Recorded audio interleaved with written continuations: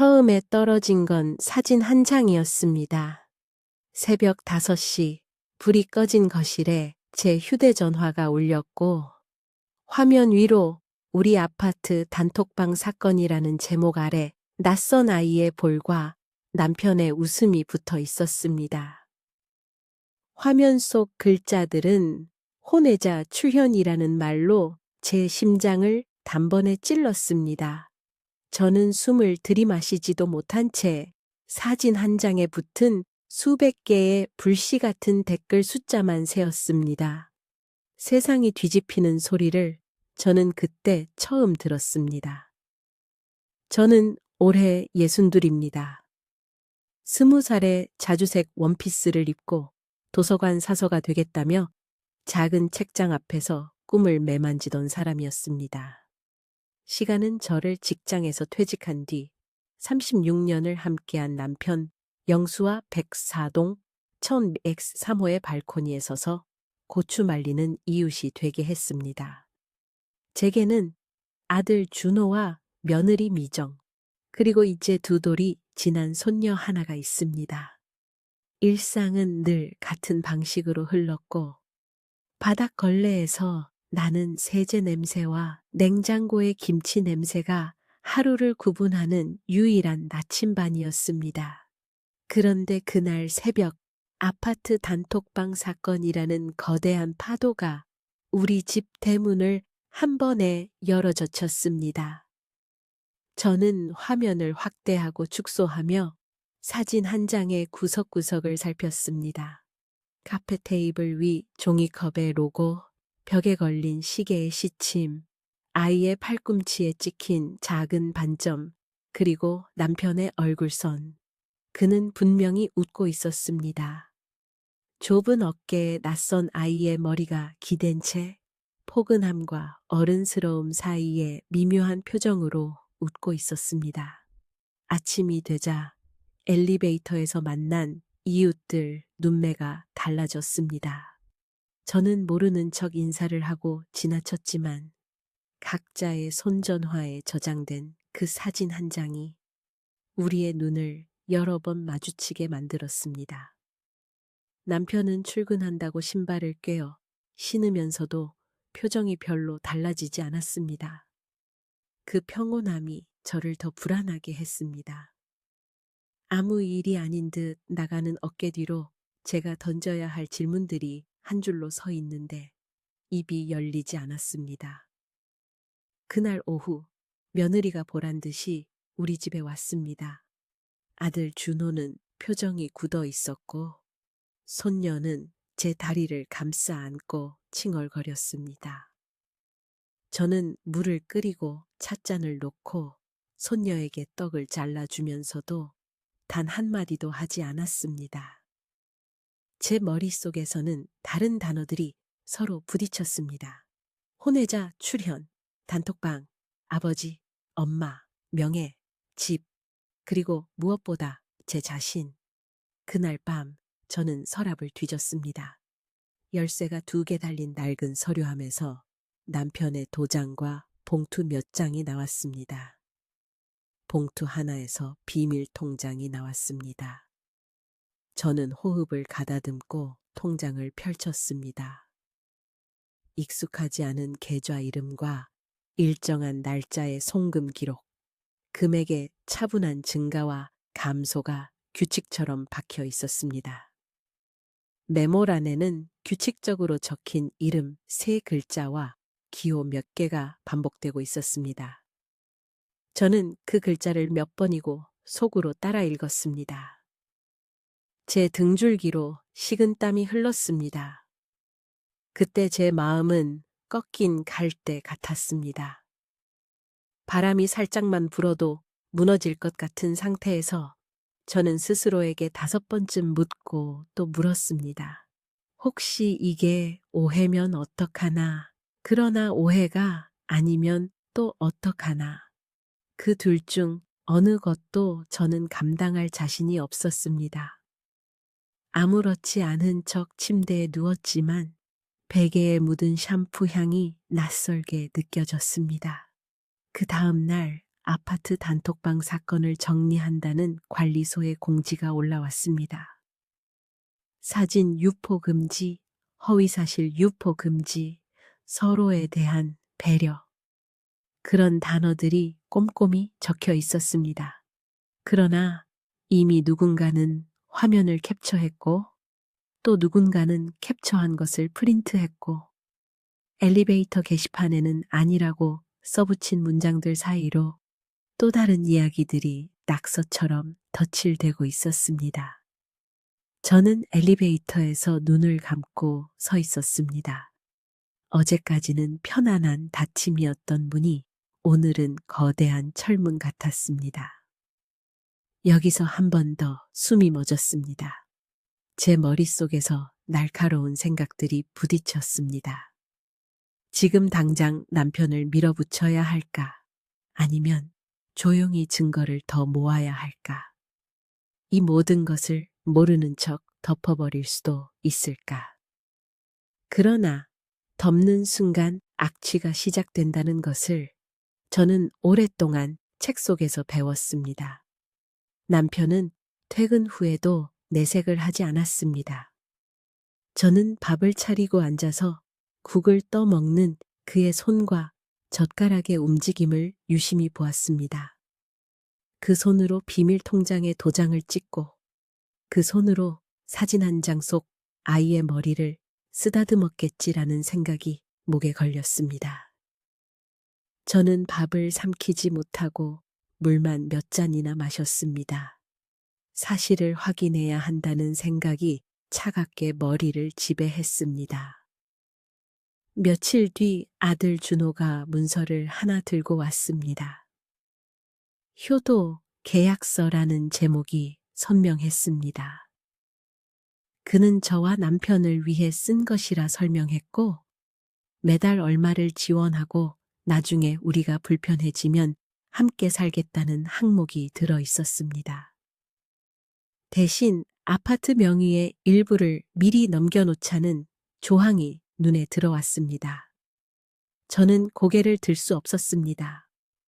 아들에게 미안해야 하는지, 아들이 우리를 미안해해야 하는지 구분이 되지 않았습니다. 며느리는 말없이 물을 마셨고 종이는 거실의 고요한 공기 속에서 의미를 키워나갔습니다. 효도 계약서라는 단어가 제 가슴에 박혀 분홍빛으로 물드는 것이 아니라 잿빛으로 눌려가는 느낌이었습니다. 그날 밤 저는 남편의 가죽 재킷을 뒤져보았습니다. 안쪽 주머니에서 작고 낡은 영수증 묶음이 나왔습니다. 같은 카페에 이름이 반복되어 인쇄되어 있었고 날짜들은 이 봄부터 여름까지 일정했습니다. 저는 그 카페를 찾았습니다. 사진 한 장이 찍힌 바로 그 배경을 육안으로 확인하고 싶었습니다. 문을 열고 들어가자 벽에 걸린 시계가 사진 속 그 시계와 같은 위치에 있었습니다. 저는 조용히 앉아 아이스 커피를 주문하고 자리에 앉아 숨을 가다듬었습니다. 손목의 맥박이 귓가에서 울리는 느낌이었습니다. 그 카페의 창에 햇빛이 기울 무렵 저는 사진 한 장을 다시 꺼내 확대했습니다. 테이블에 놓인 포크의 은빛 표면이 반사한 작은 그림자가 제 눈을 붙들었습니다. 그날 그 자리에 또 누군가 있었다는 사실을 저는 그제야 깨달았습니다. 포크에 비친 기울어진 어깨선과 짧은 머리, 손목에 남은 잘린 흉터. 그 흉터는 익숙했습니다. 아들 준호가 군대에서 다친 뒤 남은 자국과 같은 위치였습니다. 저는 전율이 등줄기를 타고 올라오는 것을 느꼈습니다. 그 순간 제 머릿속에 또 하나의 가능성이 번개처럼 지나갔습니다. 혹시 혼외자 출현이라는 말이 가리키는 사람은 남편이 아니라 아들이 아닐까.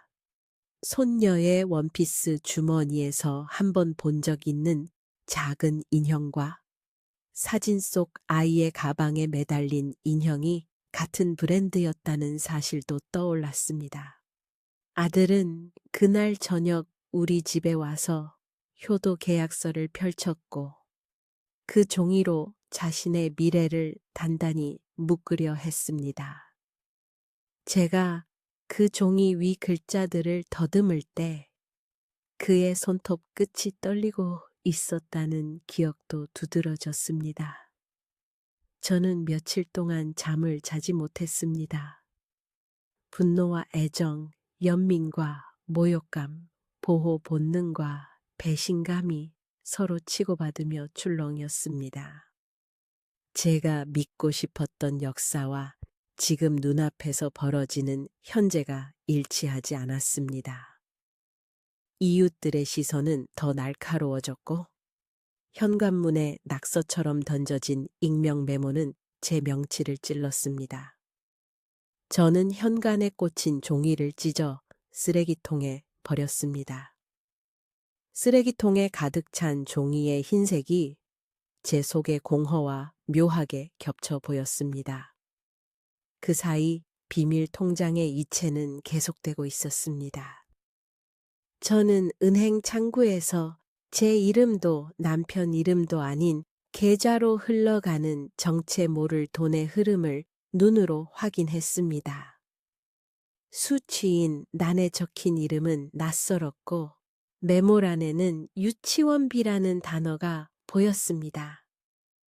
계절은 여름이 되어가고 제 마음의 온도는 얼음처럼 낮아졌습니다. 손녀가 주말마다 저에게 달려오면 저는 매끈한 볼을 쓰다듬고 아무 일 없다는 듯이 노래를 불렀습니다. 아이가 잠들면 저는 울었습니다. 얇은 안막 커튼 사이로 흘러들어오는 가로등 불빛이 방바닥에 길게 누웠습니다. 한밤중에 주방에 서서 물을 마시다가 저는 갑자기 오래전의 시간으로 떨어졌습니다. 23. 저는 진주색 블라우스를 입고 좁은 병원 복도에 앉아 있었습니다. 그림자처럼 스쳐간 한 사람, 그리고 어린 마음이 안간힘으로 눌러 담았던 큰 비밀. 누구에게도 말하지 않은 채 제 삶의 오래된 서랍에 넣어 잠가버린 과거의 한 장면. 저는 그날 봉인했던 상자를 다시 떠올렸습니다. 제 귀에는 지금도 그 복도의 냄새가 뚜렷했습니다. 그러나 저는 그 상자를 열지 않기로 수십 년을 결심해왔습니다. 제 인생은 그렇게 굳어졌고 가족은 그 위에 쌓여갔습니다. 시간은 제 편이 아니었습니다. 어느 날 남편의 작업 가방에서 도톰한 봉투 하나가 떨어졌습니다. 저는 주워들고 망설였습니다. 봉투 속에는 보험 증서 몇 장과 함께 한 장의 복사본이 들어 있었습니다. 입양기관의 안내문과 성인된 자녀의 친생모 찾기 절차 설명이었고 신청서 사본에는 제 결혼 전 이름과 같은 이름이 기재되어 있었습니다.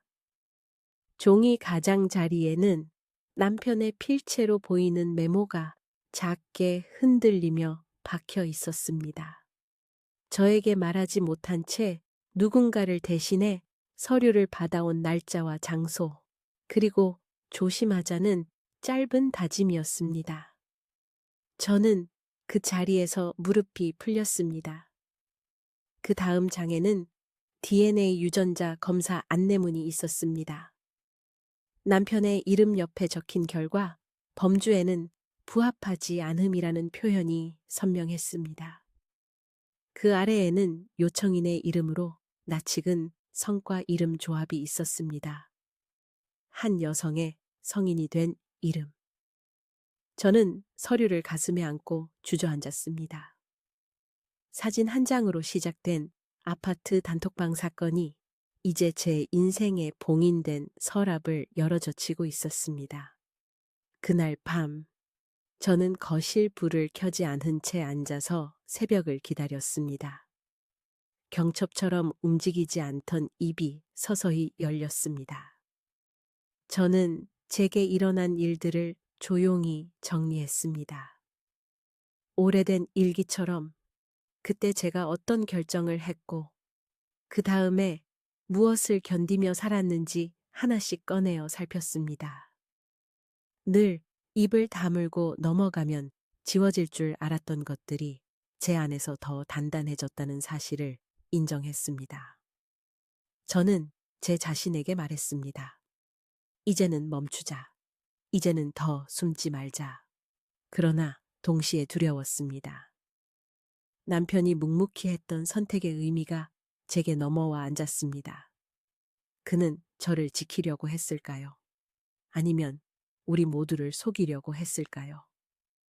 저는 그 둘 사이를 오락가락했습니다. 여기서 또 한 번 칼날처럼 선명한 순간이 왔습니다. 손잡이를 잡은 제 손이 떨렸습니다.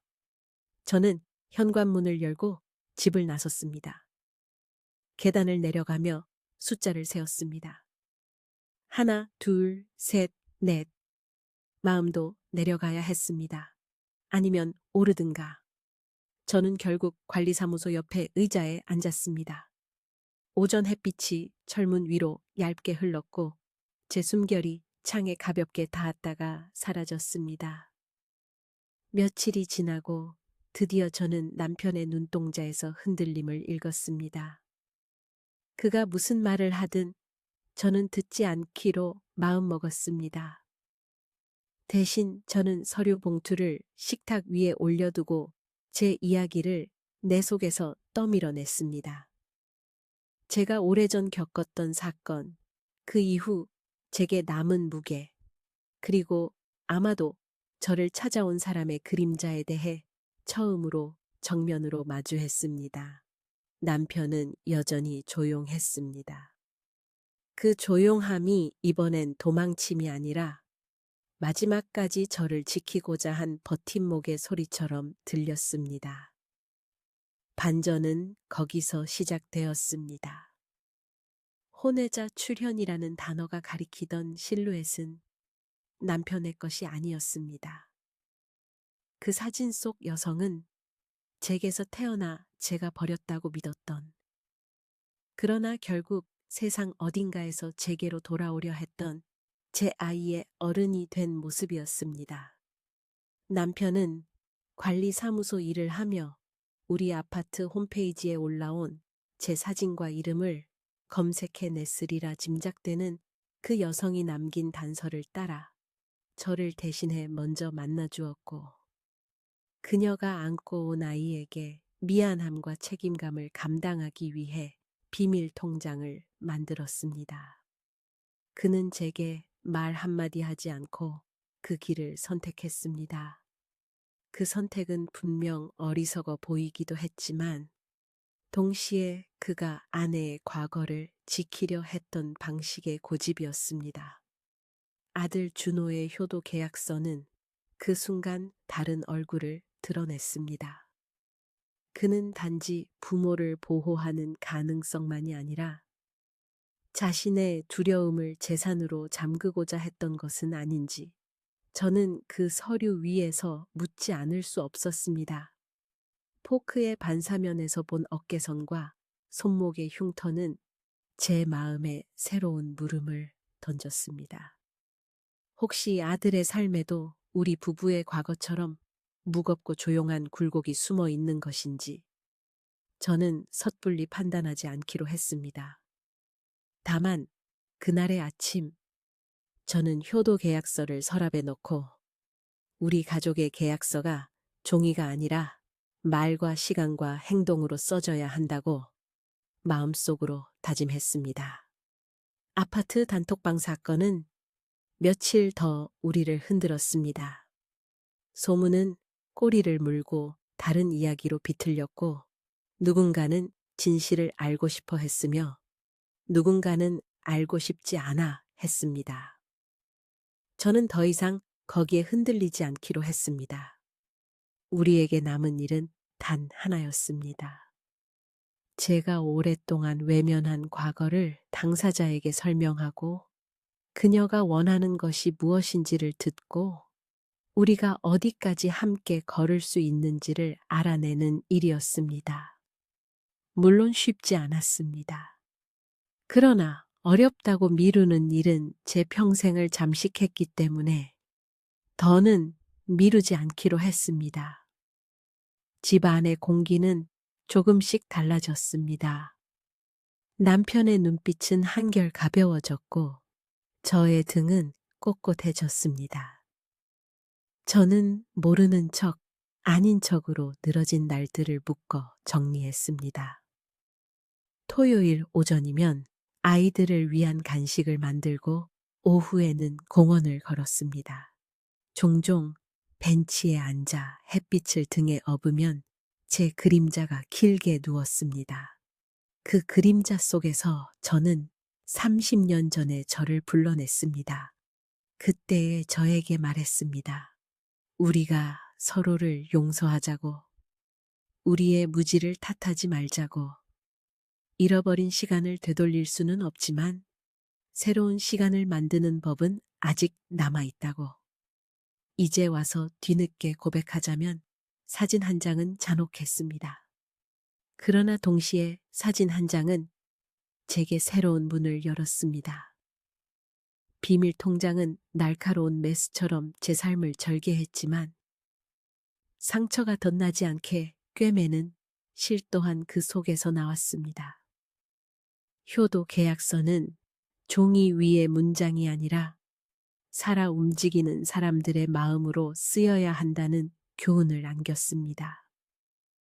혼외자 출현이라는 네 글자는 누가 누구의 잘못인지 가르고 재단하는 데에만 쓰여야 하는 것은 아니었습니다. 때로는 우리가 덮어온 것들의 부표가 떠오르는 신호라는 사실을 알게 했습니다.